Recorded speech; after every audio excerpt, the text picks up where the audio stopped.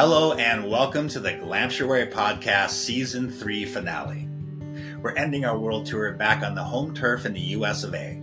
And we are really excited to talk with our guest who we've been trying to get on this show for quite some time. Her name is Tereasa Surratt, and she co-owns and operates Camp Wandawega with her husband David. The camp itself has been in operation for almost 100 years in a variety of forms, with Tereasa and David being the owners since 2004. Camp Wandawega is located on a small lake near Elkhorn, Wisconsin, and is a nostalgic throwback to the types of lakeside resorts you'd find back in the 50s, 60s, and 70s in the upper Midwest. True Americana at its best, Camp Wandawega is designed to take you back to simpler times, when friends and families gathered at the lake, played outside, spent quality time together, and celebrated the pursuit of happiness without a care in the world. In this episode, Tereasa and I dive into the mystifying past of this Wisconsin lakeside location, and Tereasa enlightens us with her unique approach to building Camp Wandawega, and offers some sage advice for anyone considering a career in outdoor hospitality. So sit back, relax, and enjoy episode 6, the season finale of season 3, on the Glamptuary podcast.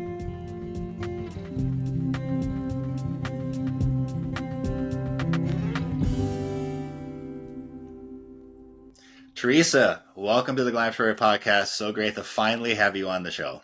So great to finally be on your show. So I know we were talking last year to try and get you on season 1, and obviously you've been busy running Camp Wandawega, among many other things. And so thank you for taking the time to talk with us today.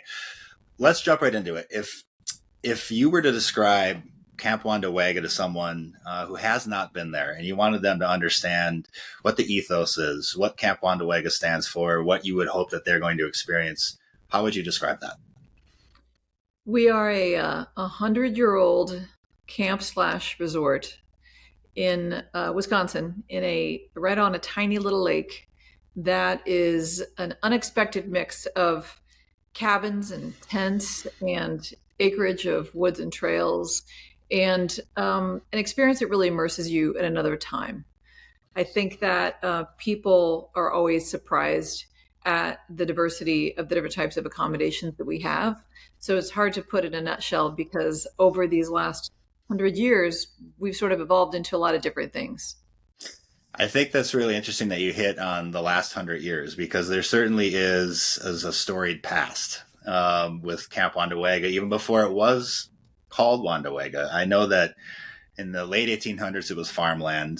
And then there was a land boom, and then there was construction, and people started looking at lake property. And then in 1925, it was a speakeasy, and then it was federally raided, and then it became a brothel, which is usually what happens after a federal raid. I'm not sure.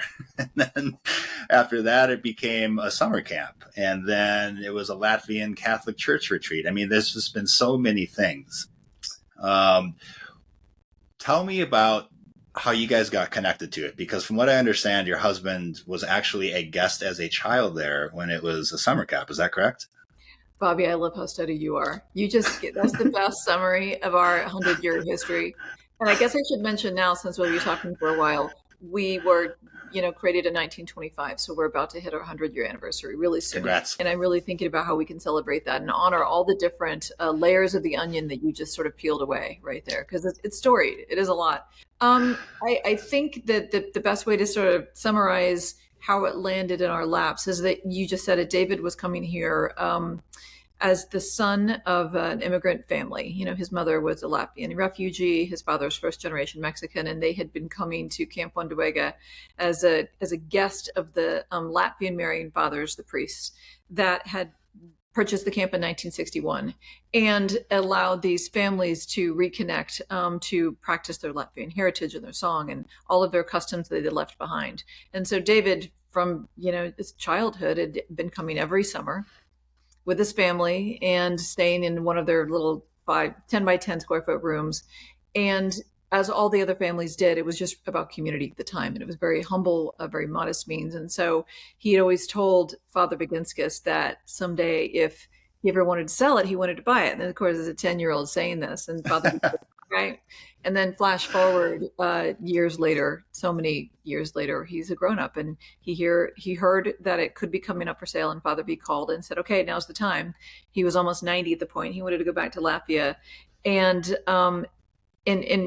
really retire, see the end of his years there. And so David asked me this, and he brought me out to camp, and I was like, "What kind of fresh hell is this place?" Because it was, I can't even tell you. And for so many years, I didn't even tell people because there was so much shame involved with like what it really was.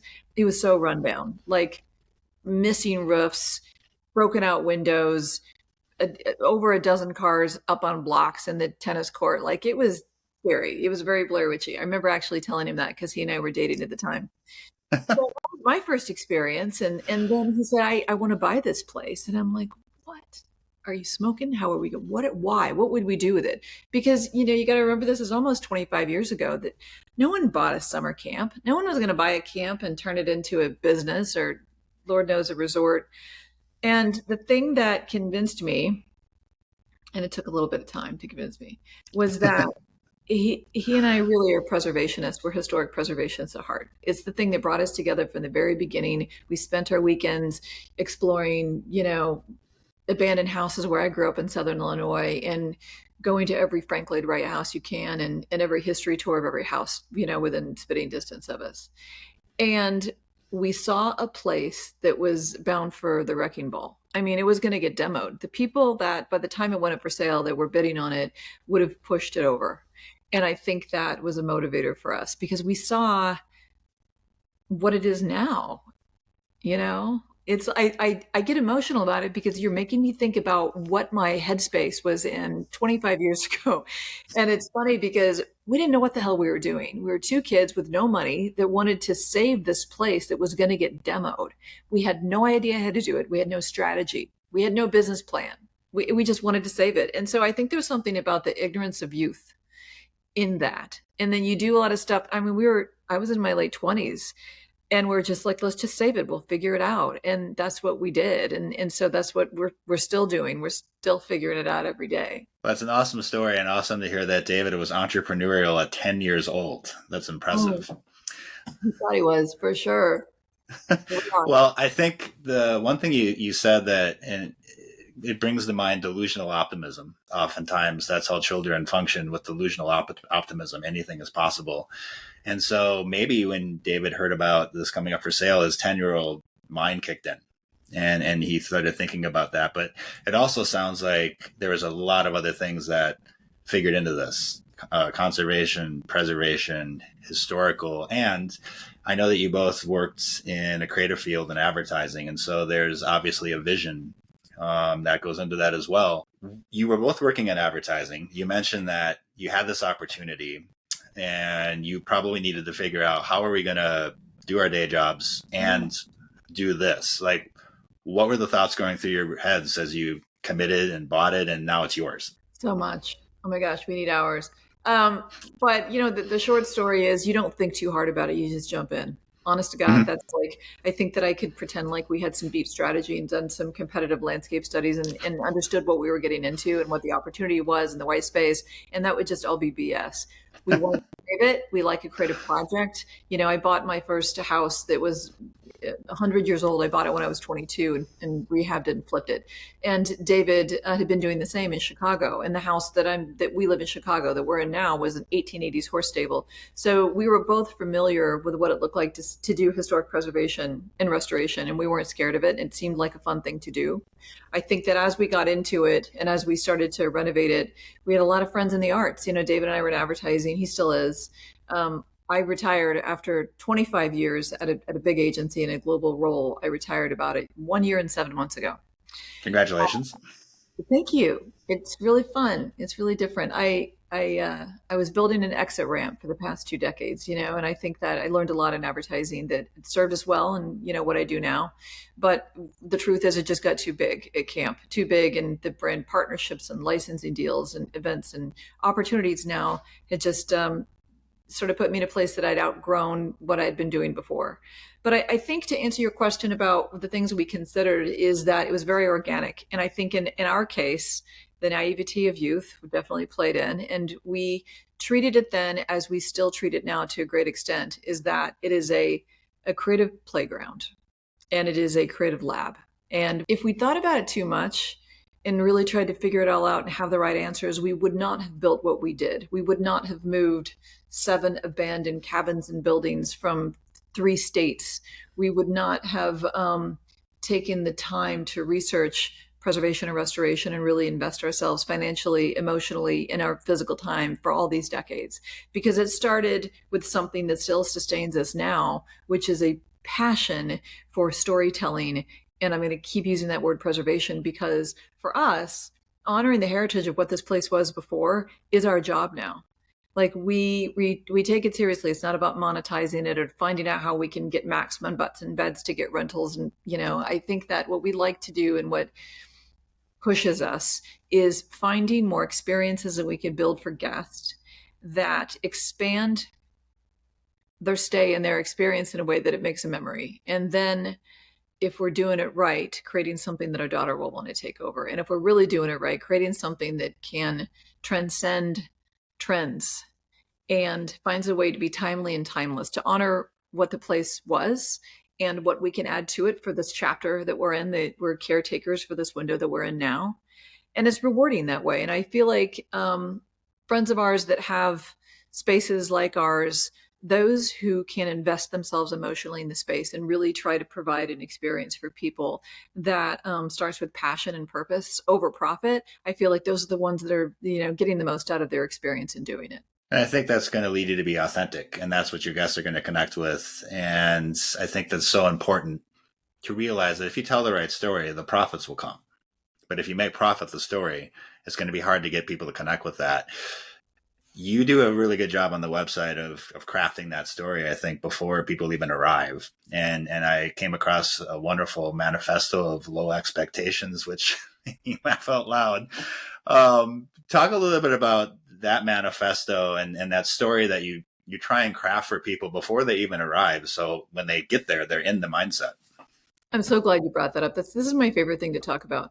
I think I'm going to give one piece of advice for other folks out there that might be listening to this podcast that are considering doing this, or even if they're doing it now in whatever version their version of a hospitality experience looks like. Vulnerability and authenticity is so important. And sometimes I feel like if you're willing to think like a human versus a marketer, then you can be more honest and you can sort of embrace your imperfections in a way that people will forgive you faster. If you set really high expectations, then you're setting yourselves up for an amount of pressure forevermore that sometimes you may not be able to live up to. But if you come at it with what we did, called the manifesto of low expectations, you're already saying, guys, these are all the things that most people hate about coming here. And so we call ourselves an 1/8 of a star on a 5-star scale, which is pretty accurate. We're just going to, put it out there. And we say, like on our brochure that people get, it says, for many, this is the next definition of hell. And we mean that. Because a lot of folks don't want to sleep in a tent. They don't want to sleep where bugs can come in and animals. And a lot of our cabins don't have air conditioning and heat, and none of them have locking doors. I think that we try to scare people a little bit into what they're getting themselves into so they're ready for the experience. And so by the time they show up, if they have like a flushing toilet, they're excited. They're like, okay, I brought 17 coolers. I thought I was going to have to move in for, bring everything. And then they show up and they're like, oh, this is great. Because we've done our job to say, we want you to have an experience like your grandparents would have had if they would have gone to a Midwestern, really blue collar resort, because that's all we can offer. And we're not for everybody. And I think that being able to have that degree of vulnerability has been a little bit of a superpower for us, because it's gotten us out of a lot of situations that would have ruined us on Yelp or reviews, And then when things do go wrong beyond that manifesto, we just double down no matter who's with us and trying to fix it and make it right for them. And knock on wood, I got to find some wood in here. It's always worked. Because the thing is, people want to be forgiving. They really do. People are good. They know when you're trying. And that's all you can really do, is try your best for people. Well, you said something really interesting, is that it gives people the opportunity to experience the culture back in that time frame. Because when I look at the website, hopefully someday, fingers crossed, I can see it in person. It reminds me of nostalgia, and it reminds me of maybe traveling back in time to experience something from your childhood, which maybe coincides with David, creating that for himself. And that's the story you're trying to tell. And I think that story is so much more important for people to be able to connect with and gravitate towards and want to experience, because they're in the right mind frame. And Mm-hmm. it's not about being right for everybody. It's about being right for the people that visit you and That's that you right. can connect with. Right. And so as you were putting this together, you mentioned you were recovering cabins. I think I read that you would actually find other cabins from other places, bring them in, versus just building something, which probably would have been more efficient, more cost efficient. But you wanted to preserve that story. You wanted to focus on preservation. Your values led your decision making, which is awesome. That must have been a challenge. What other kinds of challenges did you face? So was Elkhorn totally open to the idea? Was the city county kind of supportive? Were there permitting things that you needed to deal with? Like, what are those kinds of little things and challenges that you were facing, and maybe even continue to face as you continue to evolve, that you might want someone to know about? Well, all of those things have been challenges and continue to be. And I think that first off, just to answer your question about Elkhorn, we're outside of town, so we're not in the physical town of Elkhorn, but we're in a little township on this tiny little lake, and they've been really kind to us. And I think that we're an unusual property, even though we've been there for a century. A lot of folks still haven't been there because it's in a small town. You don't go on vacation at a place that's in your town, right? So Mm-hmm. most of our clientele are from Chicago or Milwaukee or Madison, or they're flying in from everywhere.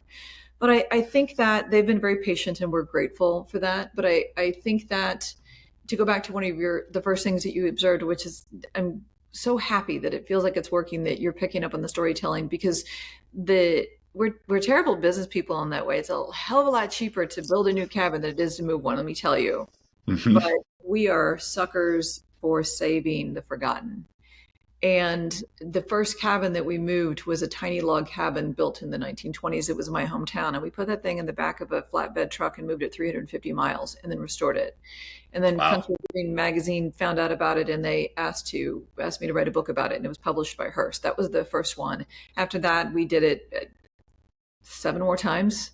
And I think that even though it's more expensive, definitely more time consuming, and a lot harder logistically to move cabins and then resurrect them, I think that it's more emotionally fulfilling, and I think that guests have a different experience when they're in there. The last 2 that we moved a little over a year ago were 2 Girl Scout cabins, log cabins, from a nearby Girl Scout camp. It was getting demolished. And the owners were really kind to us and let us save them and let us move them. But one of the things that sold me on them was that the inside of the smaller one is covered with 80 years of Girl Scout graffiti. These Oh, girls were wow. putting all kinds of stories on these walls, and in charcoal and in paint and finger paint. And so as you lay there in that cabin in bed and you're surrounded by these stories, it's a magic you cannot fake, you cannot recreate, and you cannot buy. That Mm-hmm. alone is the investment. That, I think, is a good example of the filter we run on everything at camp. What is the cheap, fast, easy way, the trendy way, and then maybe what's the harder way, but it's going to give people a unique story to tell, or something that maybe they just experience, even if they don't talk about it. It makes it memorable. Well, and it also is an interesting approach to create repeat guests, because if you were to stay in one structure because that's what invited you in, or maybe that's what was available when you were coming, but then you wander on the camp and you see all these other cool things, for me anyway, I'd want to come back and say, oh, I want to try that from that perspective, because that's going to be a totally different story for me than the one that I'm in right now. I did also notice that you have an interesting approach that is unlike many, but maybe potentially a business decision. But it seems like you want to invite people in groups. Like Mhm. you have these sectors of camp that are kind of similar structures potentially, or just you want people to come in as big groups and experience this with friends, family, almost in some kind of a makeshift retreat. Was that how you started out? Did it evolve to that? What's the reasoning behind that, and how has it been working for you? Well, there's a few different reasons, but I think even in the beginning, when we were talking about to the county about getting our business license, we had a few different options, and we really truly wanted to operate in groups of people rather than individual nights, individual people, individual rooms, because I feel like you have a more meaningful experience when you come with other people, whether it's a large group of friends or family. I think that we also have a 2 night minimum. It forces you to prepare for your experience in a way much farther out in advance that you're more invested in it. And when you're more invested in it, by the time you show up, if you've had a reservation for a year, then you're going to have a good time no matter what, because you've made up your mind you're going to. And also, it was the way back in the 20s when camp was built. That's the way they vacationed. So I Mm-hmm. feel like the AAA plan. And folks that came to was called the Wandawega Hotel, and it was called the Wandawega Inn back then. They would show up and they got all their meals there, and they would come for 2 weeks at a time. Then it dwindled to a week at a time. But all the way up until the Catholic Church bought it and the Latvian Fathers bought it in 1961, folks came in groups and they stayed for a minimum of a week. And there's something really beautiful about investing in an experience for your friends and family that today it almost feels like it's like a quick turn. People want to come and they want to stay for a day, get in and out. But I promise you that you cannot experience a full property when you travel if you only commit to showing up for, you can barely check in. You have dinner, then you have breakfast, and then sometimes you're out. So I think that we were really intrigued by that. And then also we wanted to be good neighbors. Honestly, we're surrounded by a lot of residential, it's a residential area, so that there's a lot of neighbors that I think that just to be respectful, we didn't want to make it a quick turn, a high traffic place where you're constantly getting people in and out. It's a lot more profitable to do that, but that's not why we're here. With the industry as a whole, I'm guessing that when you got into this, you probably didn't know a lot about the outdoor hospitality industry. And even I think 20 years ago, it was almost non-existent, or if it was like a safari in Africa or Yeah. something like that. But now it's been a fast growing trend, especially in the United States. I think of anywhere globally. And in season 3, we've been talking to so many people from around the globe and getting so many perspectives. When you look at what you're doing, and then kind of maybe around Wisconsin, maybe around the region in the upper Midwest, maybe even larger in the country, how do you see the industry kind of shaping up? It's fun to watch. I think that, we saw such a surge in the pandemic, which I think influenced so many of the network shows, that now there's so many TV shows about, fixing up a hotel or creating a boutique hotel. I think that it's a trend, and I think that it's seductive. And I think there's a lot of folks out there that fall in love with the idea of it. So I Mm-hmm. think now there's conventions for just talking about glamping and creating that. And, David and I started doing this, over a couple decades ago without any of that, I think, in mind. So while I can't speak as an expert to the industry and what's happening with the landscape, I will say that it's exciting to see that the byproduct of this trend is that people are taking a fresh look at old hotels and they're Mm-hmm. saving them rather than bulldozing them. And yes, there's as many new ones getting built with like postcard motels and all of the tiny sort of offshoots that people are doing. I'm glad to see that as a whole, people are being encouraged to spend more time outside. I think that it harkens back for me anyway to the way that our grandparents and our great grandparents vacationed. So while I cannot predict the future, I think that the one encouraging thing that comes to mind first is that it's getting people to spend more time outside. And in the digital Mm-hmm. world that we're in, I feel like we need it now more than ever. I'm sure you've heard this before, but we really do. Even when you're looking at trends in interior design right now, I just read this. I think it was Architectural Digest. There's a trend happening now where it's pushing back what they call the Apple model. Apple model is kind of like the house we're in now. It's more white walls, it's drywall, it's gallery, and people are leaning in more now to spaces that are rich in texture and wooden walls and fabrics that have history. The whole grandma core movement, I think, is amazing. Granny core, which is like the old textures and I love that because you're Yeah. immersing yourself in storytelling in textiles. So I think that it's going to be interesting to see what happens. I'm going to be watching it just like you, and I think there's room for both. We certainly at Camp Wandawega have both now because we have the 1920s part of camp. And then every new building that we add, we try to do different iterations.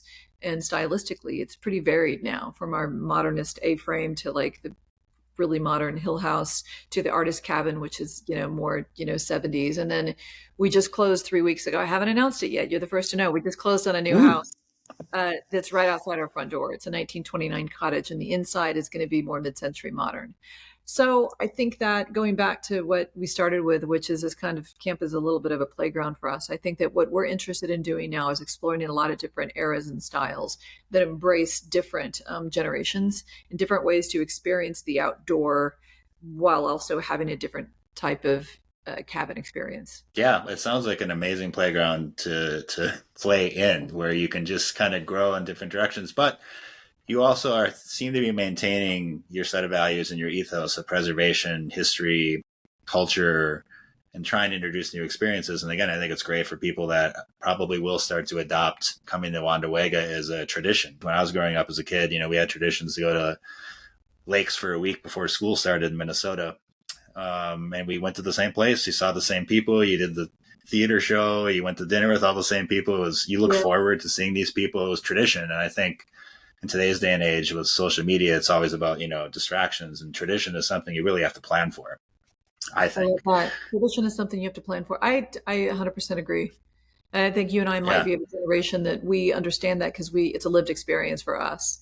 And it's interesting to watch, my daughter's generation coming up. Like, her experience is going to be, how many different types of experiences can I collect and how quickly? I think that there's, benefit in both.